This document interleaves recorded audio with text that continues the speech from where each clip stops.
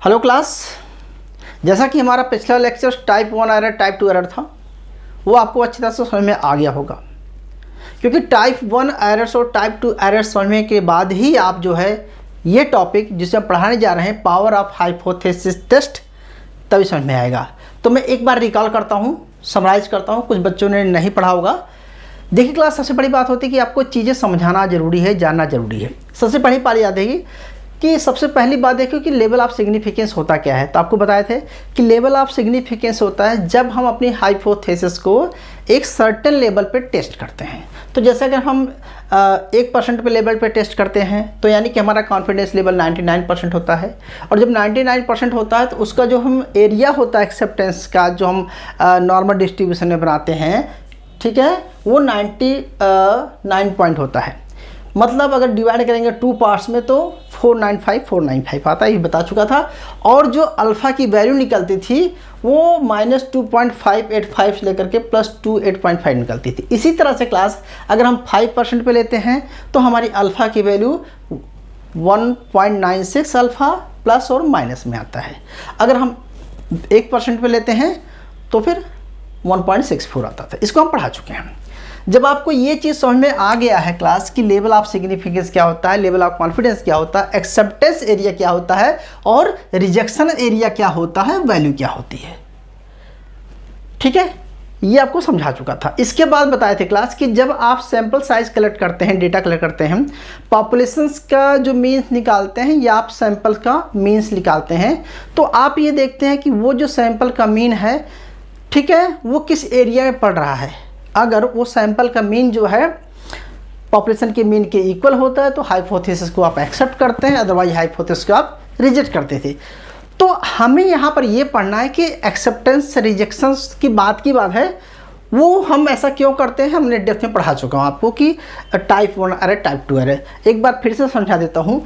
Hypothesis true होते हुए भी, जब हाइपोथेसिस ट्रू होते हुए हमारा टेस्ट TF-Z जो भी लेते हैं, अगर वो रिजेक्ट कर देता है, हाइपोथेसिस सही है लेकिन टेस्ट हमारा जो निकालते हैं, जो हम वैल्यू निकालते हैं टेबल वैल्यू से, और तो उसको मिलान करने के बाद यानी कि हमारा जो एरिया है एक्सेप्टेंस जोन में ना पढ़ करके वो रिजेक्शन जोन में पड़ जाता है, ठीक है। जो हमारी हाइपो एक्सेप्ट हो रही थी उसको हम गलती से एक्सेप्टेंस जोन में, रिजेक्शन जोन में जाने के बाद रिजेक्ट कर देते हैं, तो उसे टाइप 1 एरर बोलते हैं। और जब होता है कि हाइपोथेसिस फेल है, हाइपोथेसिस फेल है बट हमारा टेस्ट जो होता है उसे एक्सेप्ट कर लेता है, यानी कि रिजेक्शन एरिया में जाते हुए भी हम उसे एक्सेप्टेंस कर लेते हैं, एक्सेप्ट कर लेते हैं, तो टाइप 2 एरर होता है। ये पढ़ने के बाद आपको एक चीज़ और बताए थे क्लास कि टाइप 1 एरर को हम अल्फ़ा से डिनोट करते हैं, टाइप 2 एरर को हम बीटा से डिनोट करते हैं। ये आपको समझा दिया था। मतलब कि अल्फ़ा क्या दिखा रहा है, ध्यान देना क्लास, अल्फ़ा क्या दिखाता है, प्रोबेबिलिटी किसकी, हाइपोथेसिस ट्रू होने पर उसके रिजेक्शन की प्रोबेबिलिटी को दिखाता है। और बीटा जो है प्रोबेबिलिटी को डिफाइन करता है एक्सेप्टेंस, हाइपोथेसिस नल होती है एक्सेप्टेंस को, जबकि वो हाइपोथेसिस फॉल्स है। ये बहुत थोड़ा सा लगता होगा कॉम्प्लिकेटेड, लेकिन चीज़ों को समझ लीजिए। इसी चीज़ को पढ़ाने के लिए हम एक नया टर्म लेके आ रहे हैं क्लास आपके सामने, वो है क्या है, power of hypothesis testing. Power of hypothesis testing क्या पावर है, तो अब बताते हैं। इसका सिंपल पहले डिफरेंस समझ लीजिए कि पावर इज इक्वल टू होता है प्रोबेबिलिटी ऑफ रिजेक्शन हाइपोथेसिस, यानी कि एच, यानी कि हमारी ट्रू नल हाइपोथेसिस को कितनी प्रोबेबिलिटी है कि आप उसको रिजेक्ट कर देंगे, तो जो प्रोबेबिलिटी का रिजेक्शन का प्रोबेबिलिटी है उसी को बोलते हैं क्लास पावर। तो पावर की डिफिनेशन क्या हो गई, ये हो गई, या पावर की डिफिनेशन को ऐसे लिखेंगे, power is equal to probability, bracket लिखेंगे, rejection hypothesis, rejection null hypothesis, या 0 इज फॉल्स, ठीक है। यानी कि हमारी नल हाइपोथेसिस फॉल्स है तो हमने हाइपोथेसिस को रिजेक्ट होने की क्या प्रोबेबिलिटी है, या अदर वर्ड में कहते हैं class 1 minus beta. 1 minus beta को ही पावर ऑफ टेस्टिंग हाइपोथेसिस बोलते हैं। अभी ये समझ लीजिए कि इसी चीज़ को हम लिखते हैं 1 माइनस बीटा पावर। ये इसी को हम 1 माइनस बीटा, इसे हम पावर बोलते हैं क्लास। या ऐसे लिख सकते हैं कि 1 माइनस पावर 1 माइनस प्रोबेबिलिटी। अब बीटा क्या है? बीटा क्या है क्लास? बीटा टाइप 2 एरर है। क्या है क्लास? टाइप 2 एरर है। टाइप 2 एरर क्या होता है कि हमारी परिकल्पना क्या है? फॉल्स है। हमारा हाइपोथेसिस फॉल्स है। उस फॉल्स होने पर कितना % चांस है कि हम उसको एक्सेप्ट कर लेंगे? प्रोबेबिलिटी, हमारा हाइपोथेसिस नल है, हाइपोथेसिस फॉल्स है। फॉल्स होते भी हम कितने % चांस है कि उसको एक्सेप्ट कर लेंगे? इसके बाद हम 1 माइनस कर देते हैं तो निकलता है क्या? पावर। बात समझे? क्योंकि तो प्रोबेबिलिटी तो हमेशा एक होती है। तो अल्फा सक्सेस टाइप 1 एरर, और जो बचा हुआ 1 माइनस बीटा कह सकते हैं या 1 माइनस अल्फा कह सकते हो, या बीटा, यानी कि beta equal to 1 minus alpha. ठीक है। अच्छा, अब 2 चीज़ें और समझाता हूँ, डेप्थ में चलते क्लास। अब मैं इसको मिटा रहा हूँ, ये आपके लिए इसलिए रखा था क्योंकि आपको याद रहे और पिछला लेक्चर का क्या पढ़ाया था। ठीक है, इसके लिए तो टाइप 1 एरर टाइप 2 एरर समझ गए होंगे क्लास। अब सबसे बड़ी बात है, आपको जब ये चीज़ें पता चल गई हैं, इसको मिटा दे रहा हूँ, इसकी रिक्वायरमेंट नहीं है। अब आपको ये देखना है कि हम इस चीज़ को कैसे प्रूव करते हैं क्लास। इस चीज़ को हमने प्रूव करते हैं। तो एक बार मैं रिकॉल करता हूँ क्लास। आपको नॉर्मल डिस्ट्रीब्यूशन पता होता है आपको। मान के चलो क्लास, नल हाइपोथेसिस हमारी है mu is equal to mu null hypothesis.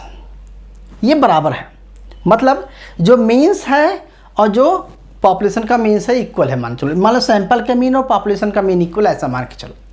यानी कि ये नॉर्मल डिस्ट्रीब्यूशन का शेप है, ये 2 है। यानी कि 2 ऐसा कर सकते हैं आप क्लास कि सैंपल है। देखो, जब हम पॉपुलेशन लेते हैं क्लास, थोड़ा डेप्थ में जा रहा हूँ, जब हम पॉपुलेशन लेते हैं उस पॉपुलेशन में से हम कुछ सैंपल सेलेक्ट करते हैं। ठीक है, और सैंपल सेलेक्ट करने के बाद उसका मीन निकालते हैं या हम उसको म्यू बोलते हैं। तो सैंपल का म्यू क्या है? एवरेज है, यानी कि मीन्स है। ठीक है, और ये क्या है क्लास? पूरे पॉपुलेशन का मीन्स है। तो ये दोनों डिफरेंस नहीं होना चाहिए। अगर इन दोनों में डिफरेंस है तो इसका मतलब क्या है कि हमारी हाइपोथेसिस रिजेक्ट है। अगर डिफरेंस है तो रिजेक्ट है और डिफरेंस नहीं है तो एक्सेप्ट है। अब देखना है कि नल हाइपोथेसिस हो गई। अब अल्टरनेटिव हाइपोथेसिस कैसे बनाते हैं? ठीक है, ये इससे ज़्यादा है या इससे कम है, यानी कि इन दोनों में डिफरेंस है। तो हमारा क्या बना कि H0 फॉल्स होगी, हमारी हाइपोथेसिस फॉल्स होगी जब हमारा इन दोनों का डिफरेंस रहेगा, यानी कि हमारा अल्टरनेटिव हाइपोथेसिस होगा, यानी कि हमारी नल हाइपोथेसिस एक्सेप्ट नहीं होगी। अब बात आती है क्लास, ध्यान समझना, अब बात आती है कि इस चीज़ को कैसे डिफाइन करते हैं। तो पहले ग्राफ समझ लीजिए। ग्राफ में देखिए क्लास, ये आपका हो गया, ठीक है, UH क्लियर, और यह एरिया आपकी होती है नॉर्मल डिस्ट्रीब्यूशन जो बेल शेप होता है, ये पूरी पॉपुलेशन का है। अच्छा, हमने कोई सैंपल सेलेक्ट किया, इसमें से इसका जो म्यू निकाला हमने, ये निकाला, तो ये क्या है क्लास? ये क्रिटिकल वैल्यू है, क्रिटिकल एरिया होता है।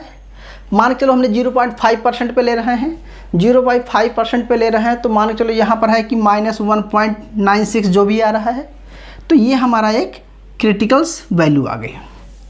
ठीक है। अच्छा, अब बात ये होती क्लास कि अगर ये सैंपल का मीन जो है फॉल होगा किसमें? रिजेक्शन एरिया में। ये हमारा रिजेक्शन एरिया होता है और ये भी हमारा रिजेक्शन एरिया होता है, आपको पता है। तो जब सैंपल हमारा फॉल होगा इस एरिया में, तो ऑटोमेटिकली हमारी हाइपोथेसिस एक्सेप्ट नहीं होगी और वो हमारी हाइपोथेसिस रिजेक्ट हो जाएगी। क्लियर है? अच्छा, अगर ये सैंपल्स मीन अगर एक्सेप्टेंस जोन में पड़ता है, ये जो मीन है हमारा यहाँ पर कहीं आ जाता है, तो हमारी क्या होगी? हाइपोथेसिस फिर एक्सेप्ट हो जाएगी। तो हमारा ये एक्सेप्टेंस जोन, तो हाइपोथेसिस एक्सेप्ट हो जाएगी। इतना समझ में आ गया क्लास? लेकिन इन दोनों का डिफरेंस ही नल हाइपोथेसिस क्या करता है, फेल कर देता है। अब देखो पावर क्या है क्लास, अब पावर को कैसे डिफाइन करेंगे तो देखते हैं। मान चलो हमने 2 सैंपल लिया, एक हमने ये लिया है, एक ये लिया है।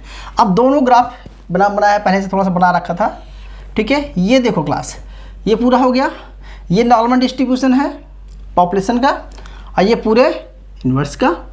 दो की दोनों इक्वल्स नहीं है, यानी कि दोनों में डिफरेंस है। इतना समझ में आ गया होगा।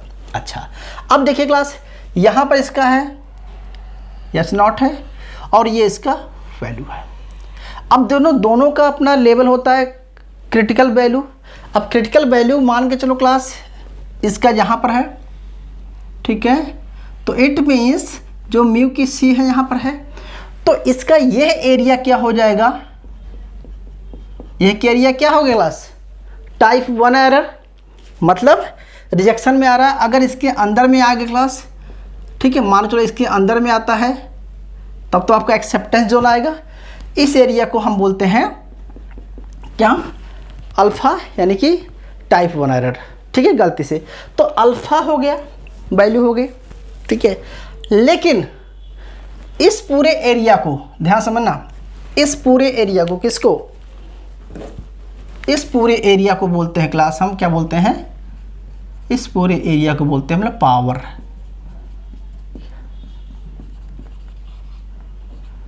क्यों बोलते हैं, क्योंकि यह एरिया जो है रिजेक्शन में आ रही है, तो इस एरिया को बोलते हैं क्लास पावर। पावर क्या दिखाता है, 1 माइनस बीटा, 1 माइनस बीटा, मतलब बीटा क्या है, टाइप 2 एरर है, ठीक है, टाइप 2 एरर है। परिकल्पना एक्सेप्ट होते हुए भी वो रिजेक्ट हो जाती है, जबकि हाइपोथेसिस हमारी फॉल्स होती है, ठीक है। हमारी हाइपोथेसिस फॉल्स होते हुए भी वो एक्सेप्टेंस में जोन में जाती होती है, उसे गलती से एक्सेप्ट कर लेते हैं। तो कितने % है कि हमारी फॉल्स हाइपोथेसिस को रिजेक्ट करेगा, तो ये पावर ऑफ बीटा हो गया। इतना समझ में आ गया क्लास। तो पावर कैसे निकालते हैं, इस एरिया को पावर बोलते हैं, या अल्फा हो गया। अब एक चीज़ बड़ी बात यहाँ पर और आ रही क्लास, कि हम थोड़ा सा पढ़ेंगे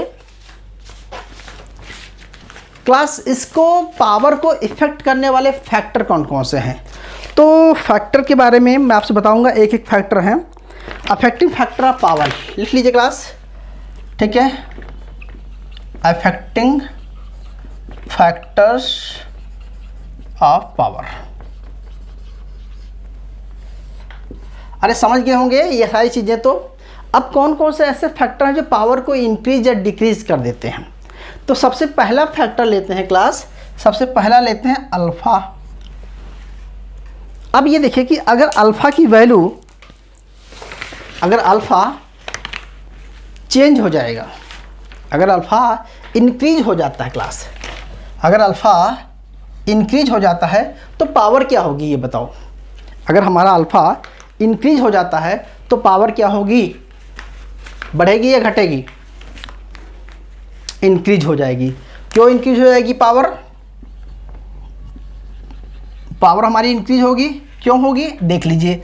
अगर इस अल्फ़ा को हम थोड़ा बढ़ा लेते हैं, मान चलो सिग्निफिकेंस लेवल बढ़ा लिया अपना और क्रिटिकल बढ़ा लिया, जब हम इसको यहाँ पर कर लेते हैं क्लास, थोड़ा सा दूसरा कलर लेते हैं तब समझ आएगा। जब हम यहाँ पर ले लेते हैं इसको, ठीक है, तो आपका क्या होगा कि यह एरिया देखो कितना बढ़ गया, आपका इतना बढ़ गया। जब अल्फ़ा का एरिया ये बढ़ गया तो ये पूरा का पूरा एरिया, अब पूरा जो पहले यहाँ आता था, ठीक है, ये इतना एरिया क्या हुआ आपका, इंक्रीज हो गया। तो पावर हमारी क्या हो गई क्लास, इंक्रीज हो जाती है। क्लियर हुआ। अच्छा, दूसरा फैक्टर होता है सैंपल साइज, सैंपल साइज जिसे हम एन बोलते हैं क्लास। एन का मतलब सैंपल साइज। अगर एन चेंज हो जाएगा, सैंपल साइज चेंज हो गया, तो आपका जो स्टैंडर्ड एरर है वो भी चेंज हो जाएगा। तो स्टैंडर्ड एरर कैसे निकालते हैं, ठीक है, x/√n निकालते थे। तो इसका मतलब होता है कि जो आपका जो नॉर्मल डिस्ट्रीब्यूशन है वो क्या होगा, श्रिंक हो जाएगा थोड़ा सा, मतलब सटा सा हुआ होगा, यानी कि इसको ऐसे कह सकते हैं क्लास, थोड़ा सा मेरे पास दूसरा चौक नहीं बताता हूँ, ये आपका जो ग्राफ है ये सट जाएगा, मतलब यूँ कह सकते हैं थोड़ा सा इधर से आएगा फिर, और ये वो हो जाएगा, और ये थोड़ा सा ये ऐसे आ जाएगा। तो इस केस में क्या होगा, इस केस में क्या होगा कि आप देखें कि आपका जो अल्फ़ा वैल्यू है क्या हो जाएगी, ये बढ़ जाएगी, बढ़ जाएगी, ठीक है। और जो आपका ये लेवल है, लेवल क्या हो जाएगा क्लास, ये बढ़ जाएगा, यहाँ तक आ जाएगा, ठीक है। तो यानी कि होगा क्या इस केस में, इसमें भी पावर बढ़ेगी, मतलब इस केस में भी पावर बढ़ेगी, खिचड़ी पक गई होगी, मतलब आपस में हो गया है, तो समझ लेना कि इसमें भी पावर क्या होती क्लास, बढ़ जाती है। n जब बढ़ाते हैं सैंपल साइज तो पावर बढ़ जाती है। दूसरा लेते हैं क्लास, तीसरा फैक्टर लेते हैं। इस फैक्टर को बोलेंगे कि इसमें दूरी क्या है, डिस्टेंस क्या है। तो आप इसको ऐसा भी कह सकते हैं क्लास कि the effect size, effect size, इसका इफेक्ट साइज इसको बोलते हैं इफेक्ट साइज। इफेक्ट साइज का मतलब होता है कि true parameters away from H0। तो ये जो पैरामीटर है इससे कितना दूरी पे है, इसको ग्राफ में फिर से बना के देखते हैं थोड़ा सा, ठीक है। देखना सब क्लास, मान के चलो ये हमारा है पहला, ये है म्यू, दूसरा ये हमारा H0 है, ठीक है। और ये हमारा क्या एरिया है क्लास, मान के चलो अल्फ़ा, ठीक है। अल्फ़ा कैसे डिसाइड करेंगे, जब हम यहाँ पर एक क्रिटिकल वैल्यू ले लिया, मान के चलो ये मेरा अल्फ़ा हो गया, ठीक है, अल्फ़ा की वैल्यू हो गई, तो ये हमारा क्या हो गया क्लास, ये पूरा अल्फ़ा हो गया, क्लियर है। अब ये कहता है कि अगर ये इससे ज़्यादा दूर होगा, इधर नहीं, ये इससे और दूर आ जाएगा, तो होगा क्या, फिर आपका ये एरियास, मान के चलो ये पूरा का पूरा एरिया यहाँ आ जाएगा, ठीक है। तो फिर आपका ये ऐसे बन जाएगा, ठीक है, फिर कुछ ऐसा बनेगा। तो कहने का मतलब है कि इस केस में भी क्या होगा, अल्फ़ा की मतलब बीटा की पावर, मतलब पावर क्या होगी, इसमें भी इंक्रीज होगी।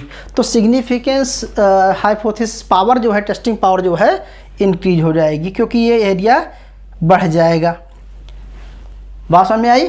तो बेसिकली हमने आपको ये पढ़ाना चाहता था आज की क्लास कि जो हमारी हाइपोथेसिस है उसको जब टेस्ट करते हैं तो उस हाइपोथेसिस टेस्टिंग में हमने ये देखा कि कितने % चांस है कि हमारी हाइपोथेसिस फॉल होती है, उसको रिजेक्ट करने की क्या प्रोबेबिलिटी है।